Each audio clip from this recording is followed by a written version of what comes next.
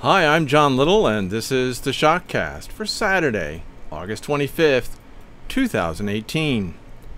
And it's also the 7th anniversary of Omega Shock. My first post for Omega Shock was on August 22nd, 2011. I've done other posts on other websites in the past for probably more than 20 years, but for Omega Shock, August 22nd is the birthday. And after 831 posts, I'm still pounding away at the keyboard. And when I started this ministry, I knew that it might take a while to get where we are now. And I know that we still have an uncharted number of months and even years before I can lay down this keyboard and microphone. But not many. I hope that you and I will be around to report on events until they become so obvious that our input will no longer be necessary. I look forward to that day. But until then, let's get on to this week's post. And it's just a little lie. Human history is full of stupidity and horror. In fact, I'm amazed that anyone can hold their head up and proclaim the greatness of mankind with all the atrocities, genocide, and inhumanity that we have done in the past. The evil in our nature is truly amazing. Only a moron would claim that we are good. Unfortunately, it doesn't take much to be a moron. Just a little lie, a little sin, and that lie can take on a life of its own, destroying everything. Remember that no one likes to blame themselves for their own foolishness. The number of lies that people are telling themselves and others has grown at an amazing rate. Hillary lost the election and claimed that the Russians did it. Europe claims that Islam is a religion of peace and diversity is their strength and is now overrun by a horde of barbarians. The ANC claims that whites stole their land from the black people in South Africa. And the ANC, the African National Congress, is about to oversee the destruction of the most prosperous country in sub-Saharan Africa. And it's this last one that led me to create a new research category: the coming South African genocide. I spent a lot of time over the years studying World War II and the Holocaust. I'm not an expert, but I can tell you that the reason for the worst war that humanity has ever fought up until now, is tied up in one little lie. It's not our fault. That's what Hitler told the Germans. And the German people loved it. Oh, and American businessmen loved it too and gave Hitler the money that he needed to grab power. But he couldn't have grabbed that power without that lie. Remember that Germany was the aggressor in World War I. They were the ones to start the war. And it was only just that the Germans pay the price. Well, no one likes to believe that they are at fault for anything, and Hitler played on that desire with his little lie. It's not our fault. The problem is that if it's not your fault, it's got to be someone else's fault. And there was a limited number of people that he could blame, so he blamed the Jews. And then he murdered them. Well, there's a new Hitler in town, and his name is Julius Malema. He's got these snazzy uniforms, just like Hitler, and he's spouting the same little lie. It's not our fault, just like Hitler. The black South Africans are poorly educated and poorly motivated, and are just plain poor. My heart goes out to people like that, but instead of getting a better education and better motivation, they turned to that little lie. It's not our fault. And if it isn't their fault, then it must be, well, let's see, the whites. It's not like they have too many other people to blame and the whites are easy targets. So the blame goes to the whites. And so the whites will die. It doesn't matter that the white farmers of South Africa never stole anyone's land, or if they did, it wasn't very many of them. It doesn't matter that the white farmers of South Africa are the only ones who know how to farm that land. What matters is that they have land, and Julius Malema wants it. Oh, and he wants to kill the whites, as he has said repeatedly. If you need another parallel in history, just look at the 2 million Christians massacred by the Turks. The Ottomans suffered losses and needed to blame someone else, so the Armenians, Greeks, and Assyrian Christians were raped, plundered, and massacred. All because they didn't want to believe that it was their fault. Now we get to the next important part of the Shockcast, the news and analysis from this past week. But before going on, take a moment to click the subscribe button below and hit that bell to be notified when the next Shockcast happens. Those of you listening via MP3, make sure that you are subscribed to the Shock Letter at theshockletter.com. And there's an important reason to be subscribed to the Shock Letter, since I usually do not have the time to talk about more than just a fraction of the news that I analyze here on the Shockcast. So, subscribe to the Shock Letter and get all the news and links that I analyze for free. In fact, everyone should sign up for the Shock Letter. Subscribing and unsubscribing is easy, and there's no way that I would ever share the subscription list with anyone. Period. I'm not in this for the money, and never will be. By the way, in reviewing some of what I wrote this past week and over the weeks, grammatical and spelling errors drive me nuts, but I have so little time to fix them. The choice is either clean text or more information. And of course, you know how I chose. You'll see the errors when you read the article. But anyway, moving on. The first article, and this one comes from Kyle. Labor suspends Councilor Jim Sheridan after anti-Semitism rant. Kyle sent this one in, and he remarked on the rampant anti-Semitism in some of the non-political UK forums that he's on. And I find myself dumbfounded over all the hate of the Jews. Intellectually, I understand it. After all, just look at the article we just talked about. Since Satan feels the need to destroy the Jews so that at least some of the prophecies that God has made fail. Of course, that's my own supposition, since the Bible doesn't talk about all the reasons why Satan hates the Jews so much. Please feel free to share your own reasons for why so many evil people hate anyone who is even a little Jewish. Now, I know that there's an innate hostility towards those who are different. We all have this instinct to be distrustful of those who look, act, and speak differently. I get that. And there are moments when I catch myself feeling that way about someone and have to reprimand myself for being so stupid. But this hatred of the Jews is something different. It's universal, even among those who have never met a Jew in their life. I mean, we even have Nazi sympathizers here in Taiwan. Not many, but some. Why the hatred?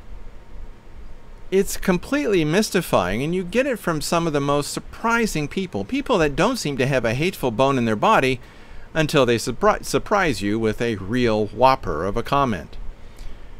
And this Jim Sheridan guy, his picture seems to show that he's a nice enough fella, except that he's not really nice.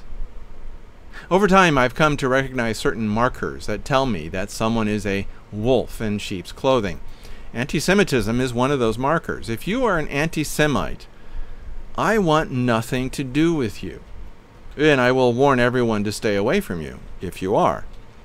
That same rule goes for anyone who is a racist. If you look down on any people, black, Arab, Indian, Chinese, doesn't matter. If you look down on them purely because of what they are, you are a wolf. Period. End of statement. And probably a moron, but just saying. People are people.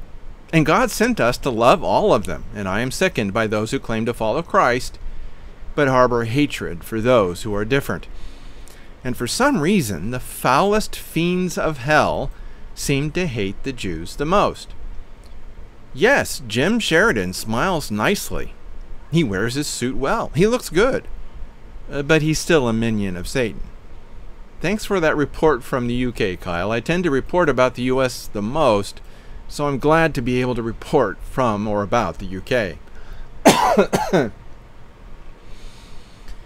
The next is Judge Jeanine Pirro in Israel with Tom Trento and the United West. It's a YouTube video.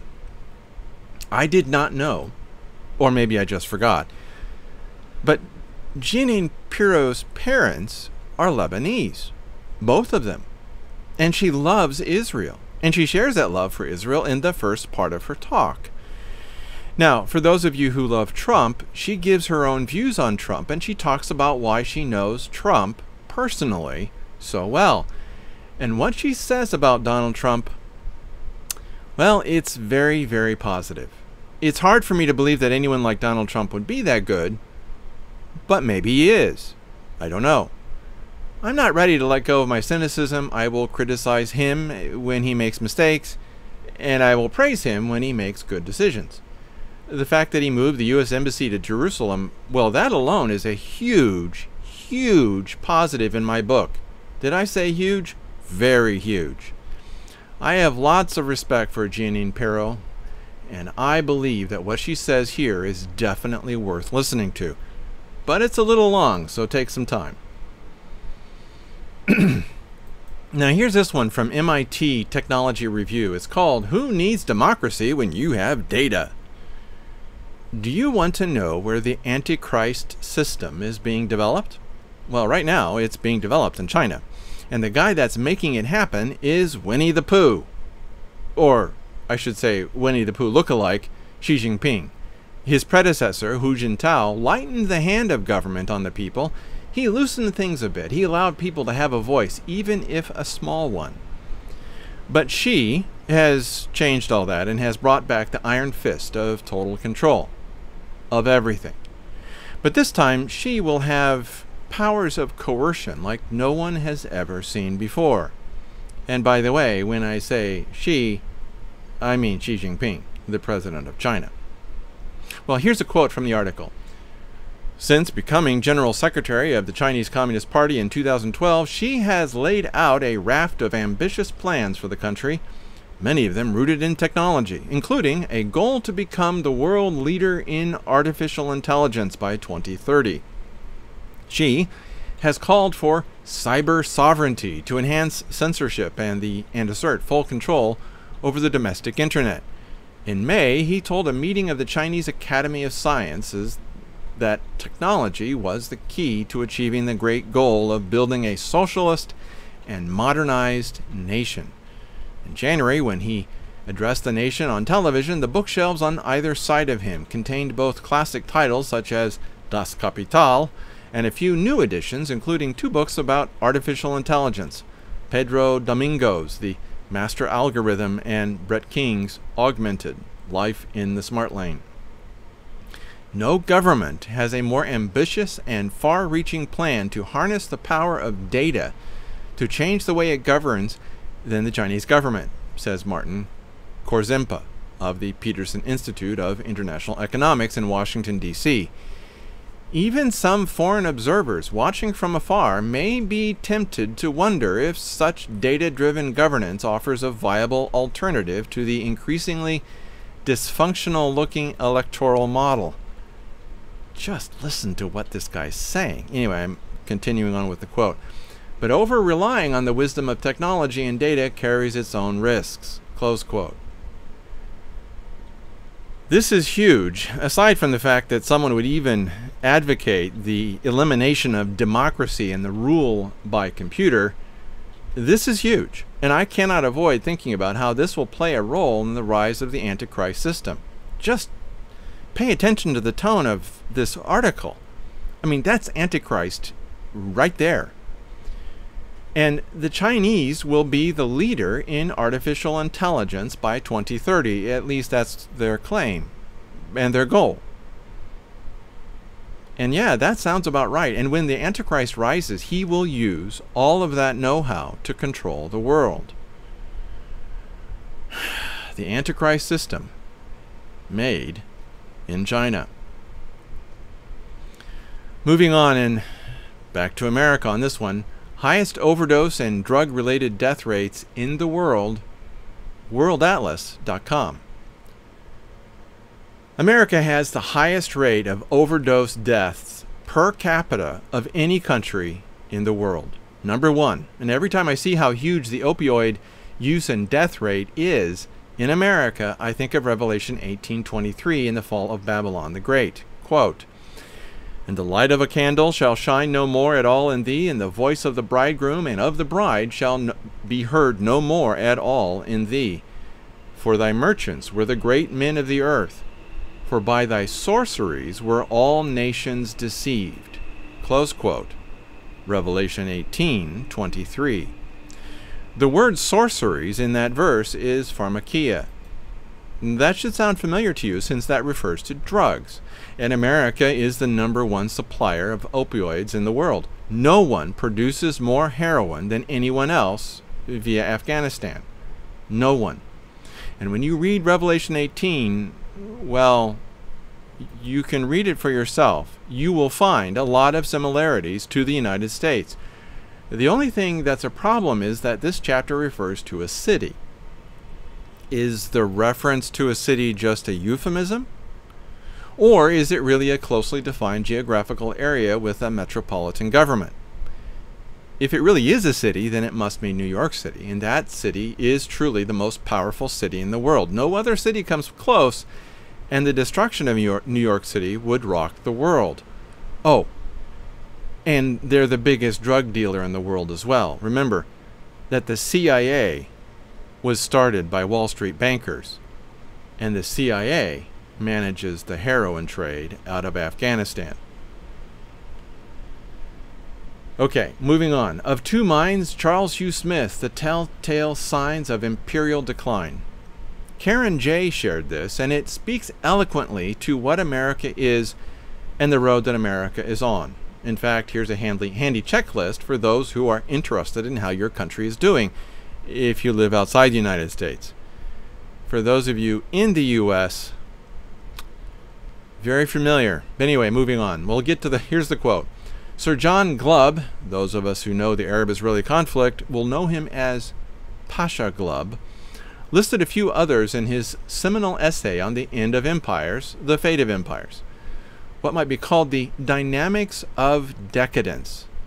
A growing love of money as an end in itself. Yep, check.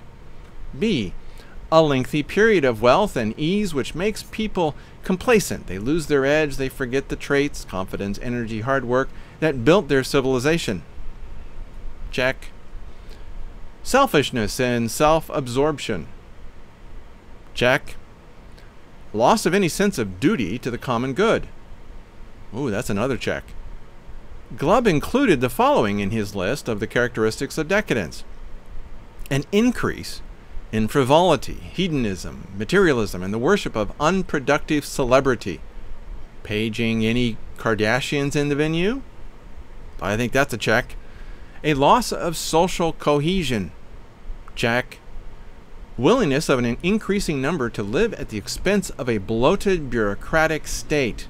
Whoa, check. Yep, that's America. Those of you in other countries might want to see if this matches up with where you live also. And the rest of this article pounds the point home. Thanks, Karen. Now I think I need to increase my depression medication. Okay, moving on. There's a new category, and I think I introduced it last week. Time gets a little fuzzy. It's called the War Against Freedom of Speech. It's hard to believe that I actually need to make this a category. But I guess I need to. I am truly horrified by this concerted attempt by the mainstream media and social media to shut down anyone that disagrees with them. This is sick and twisted. And it's an attempt to limit your ability to obtain the kinds of facts that you need to see the future clearly. And yes, they really do want to control what and how you think. And I have 2 articles on this attack of the freedom of speech. You'll find more in the written article, in my written post. The first one is Twitter CEO Jack Dorsey. I fully admit our bias is more left-leaning, from The Hill. Wait, more left-leaning? More left-leaning than what? The people who work for Jack are left-wing nuts. Remember that this company operates in San Francisco. Everyone is left-wing there. And if you aren't, you keep very, very quiet about that. So if he's a little more left-wing, he's probably talking about left-wing people in San Francisco. Never mind, moving on. And Jack tries to claim that he is very, very careful to make sure that his platform is without political bias. Really? Like when you shadow ban conservatives constantly? Jack, can I talk to you for a moment? Just you and me. Just lean forward. You're lying. Okay. Moving on. This next one is Donald Trump. Americans deserve same freedom of speech as the media, from Breitbart. Now that is an excellent point. And the U.S. media do not agree. How ironic. Do the mainstream media think that the American people will extend freedom of the press to the media if the media do not extend and fight for freedom of speech? Why do the media think that they can get away with this? When tyranny rolls across America, as tyranny rolls across America, the mainstream media will only be able to blame themselves when their freedom to speak is eliminated. I am sickened by these foul and evil morons. Okay, now here's an even newer category. It is the latest category, and it is not a fun category. It's the coming South African genocide, and I have South African readers and South African friends, so this is actually quite personal. Africa is a continent whose history is full of genocide. Black tribes have been attempting to kill each other off for a very, very long time, and there doesn't seem to be any part of Africa that is untouched by genocide. Of course, genocide isn't just an African problem. The Chinese, the Arabs, the Russians, the Turks, the Scandinavians, the American Indians, the India Indians, and on, have all engaged in genocide. But when it comes to modern history, it seems that Africa has become the center of genocide. And I have become deeply concerned for the welfare of white farmers in South Africa. What they have been experiencing is horrifying, and I see a parallel with Hitler's genocide of the Jews. The rhetoric and violence remind me of Hitler's Sturmbataillon, or stormtroopers. Just look at the uniforms of Julius Malema. That foul fiend from hell is setting himself up as a black version of Adolf Hitler.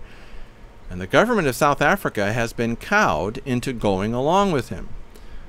So the articles that follow are about the growing horror that is South Africa, and do not think that Julius Malema will stop at the murder of the farmers. Once the last white South African farmer is dead, he's going to go for everyone else, including those black tribes that aren't Zulu or whatever African tribe he's a part of. Now, here are the 3 articles among the others that I have picked out. South African farm seizure. Terrified white farmers plot escape as crackdown looms. From the express.co.uk. Here's a real-life example of the 20-80 rule. Or is it 80-20? Anyway, in action. And it's a quote. Quote, Agri-SA said about 20% of South Africa's farms produced 80% of the food that feeds millions of people in southern Africa. And many of those properties would be affected by a 25,000-acre cap. Close quote. And that 25,000-acre cap they're talking about is what Julius Malema and or the Cyril Ramaphosa and his gang were saying, that should be the limit to what South African farmers have, white South African farmers. They should not be allowed to have more than 25,000 acres, so they say. Well, South Africa is going to destroy her ability to feed herself, and this is that insane. I don't know why the Africans have to be so self-destructive, but I could ask the same question of the Europeans and Americans. If you are in South Africa, whether you are white or black, you need to get out, if you can, while you can. This next one is from an interesting writer that I have liked a lot, Daniel Greenfield. And it's from, he calls himself Sultan Kanish. Where he got that name, I have no idea. The article is titled, South Africa Goes Zimbabwe. This is an excellent, again, as I've said before, this is an excellent article from an excellent writer, Daniel Greenfield. And here are a few illuminating quotes from his article. Quote, Zimbabwe had already made great strides in improving agriculture through land seizures. Careful here, your sarcasm meter might explode. Land was stolen from the farmers who knew how to work it and handed out that land to politically connected thugs. Soon the former breadbasket of southern Africa was starving. Black groups pleaded with the white farmers to remain. Rural Zimbabwe died. Hyperinflation made currency worthless. $1 trillion might not be enough to buy one egg. A former food exporter was forced to rely on food aid. South Africa's agricultural sector will go the way of Zimbabwe. Cyril Ramaphosa is one of South Africa's richest men. Now, how's that for an interesting wrinkle? And has an estimated net worth of $550 million. How did a socialist student activist make that much money? The answer is as inevitable as it is unsurprising. Then moving down to another quote in his article. One white farmer in South Africa has been murdered every 5 days.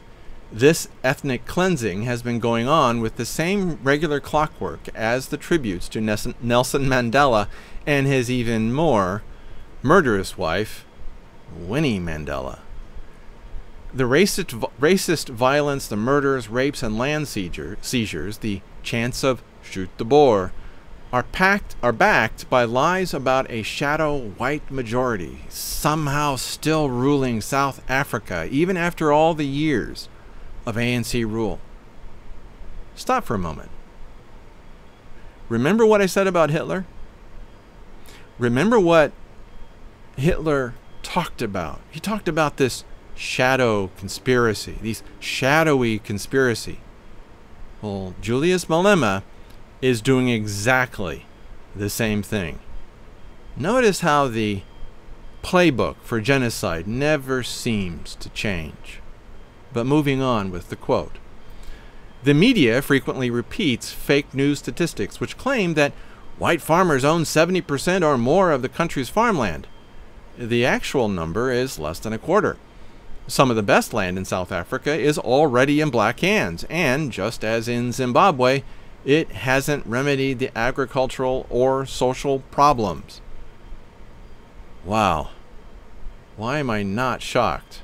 Okay, moving on. Next quote.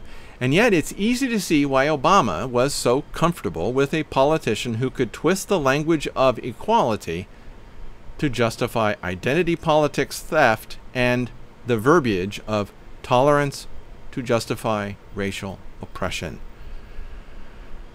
Close quote. To paraphrase that excellent, somewhat excellent movie, Tropic Thunder, South Africa went full Zimbabwe. Never go full Zimbabwe. And it's not like they could have forgotten the lessons of Zimbabwe. After all, they were involved. Okay. Then this next one, The End of South Africa, Prepare Yourself, YouTube. And this is from Stefan Molyneux. It's long. It's a little longer than he normally does. It's about, I think, an hour and a half, if I remember correctly. But if you are really interested in what's going on down there, and you need to be, you need to listen to this. It is horrifying. But let me move on and say what I actually wrote. Stefan Molyneux weighs in on the situation and presents facts that you will not read anywhere else. And Stefan Molyneux knows that South Africa let me repeat that. And Stefan knows South Africa intimately, having spent a lot of time there. Think about the fact that these farms were created. They were built out of the arid soil of an inhospitable land. And only these white farmers, and some black ones, have been able to be successful. And some of these farms have been in existence under white ownership for longer than America has been a country. Think about that. Oh, and only 1% of South Africans believe that farm ownership is even an important issue. Only 1%. My heart goes out to the South African farmers. In fact, to all who are moral and working for peace. This is a real tragedy that could have been avoided, but those in power chose this instead. As Paul says, the love of money is the root of all evil. And these men in power in South Africa are truly, truly evil. Okay, here's one more article, and this one is, of course, not on South Africa.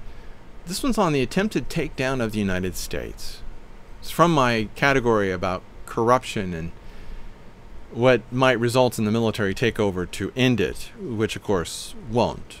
The Pentagon is as corrupt as anyone else. Okay, but this article, it's Obama DOJ wrote phony Trump dossier, Kevin Shipp, on Greg Hunter's USA watchdog. Kevin, who used to be a CIA officer, is an upbeat guy. He's an optimist. Just because the opposition is overwhelmingly powerful, he doesn't let go. He keeps fighting. He's a fighter. I identify with that. But when Greg Hunter asked him if the country can be saved, there was that brief hesitation, and then an, if we roll up our sleeves and get to work, which is my paraphrase.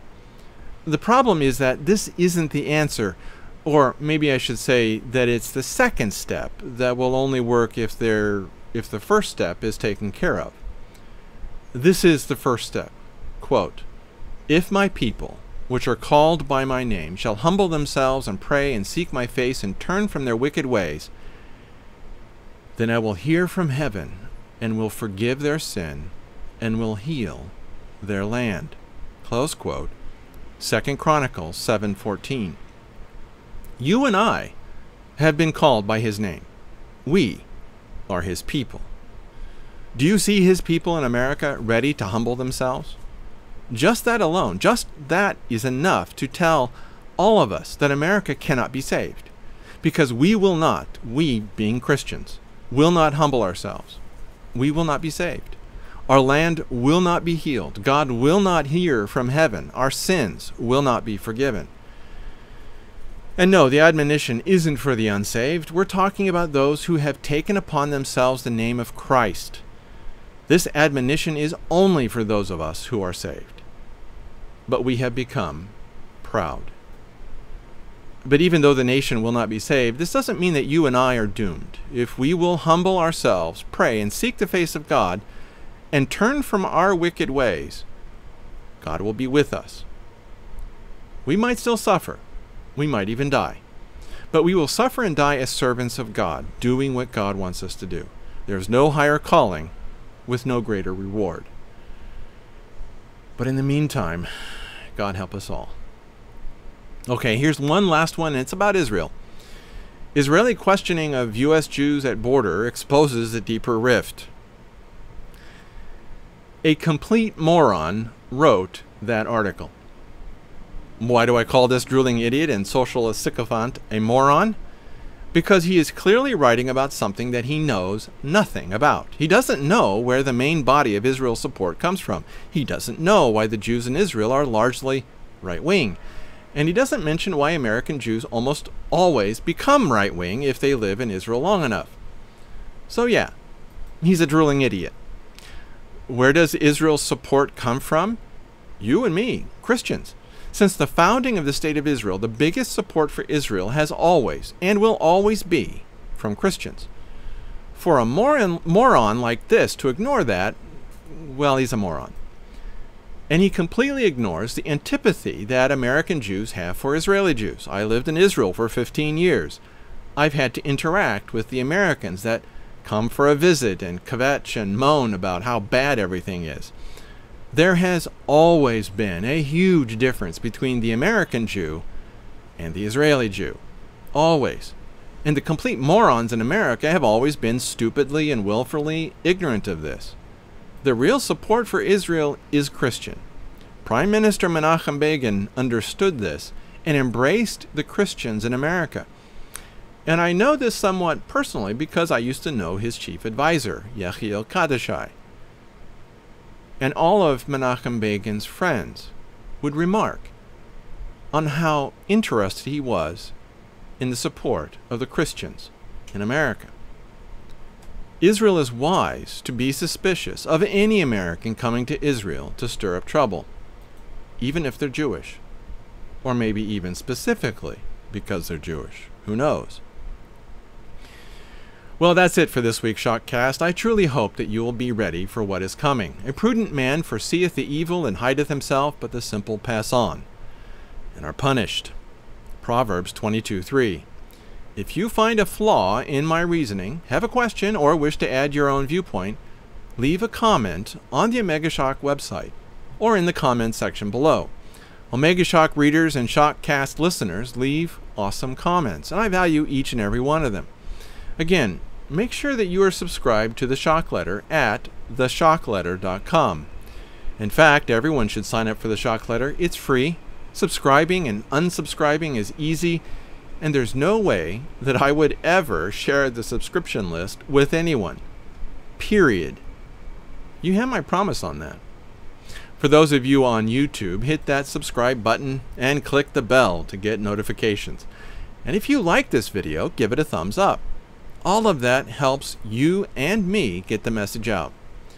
And so, allow me to practice my Hebrew and close with this blessing from Numbers 6, 24-26. Yevarechecha Yehovah Yeshmirecha. Ya'er Yehovah Panav Elecha Vihuneka. Yisa Yehovah Panav Elecha V'yashem Lecha Shalom. The Lord bless thee and keep thee. The Lord make his face shine upon thee and be gracious unto thee. The Lord lift up his countenance upon thee and give thee peace. Numbers 6, 24-26. May your pastor give you the words that you need to continue walking the path that God calls you to follow. And Lord willing, I will see all of you next week.